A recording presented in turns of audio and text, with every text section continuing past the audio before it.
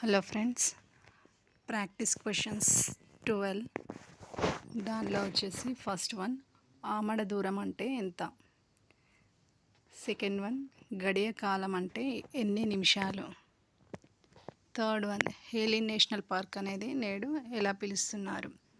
Fourth one భారత్లో అత్యంత ఎత్తైన జలపాతం ఏది, ఫిఫ్త్ వన్ కొన్ని సంవత్సరాలు ఏజెన్సీగా మరికొన్ని సంవత్సరాలు నాన్ ఏజెన్సీగా ఇబ్బంది పడ్డ తెలంగాణలోని మండలం ఏది, సిక్స్త్ వన్ దండారి నృత్యం ఏ గిరిజనులకు సంబంధించింది, సెవెంత్ వన్ జన్మ హక్కు కవితా సంపుటిని రచించింది ఎవరు, ఎయిత్ వన్ అధికరణ 16(3) అధికరణ 372కి గల తేడా ఏమిటి, నైన్త్ వన్ దిమిక అనే వృత్తి ఎవరి కాలంలో ఉంది, 10th వన్ కేశవానంద భారతి కేసులో ఏ రాజ్యాంగ సవరణని సమర్థించింది.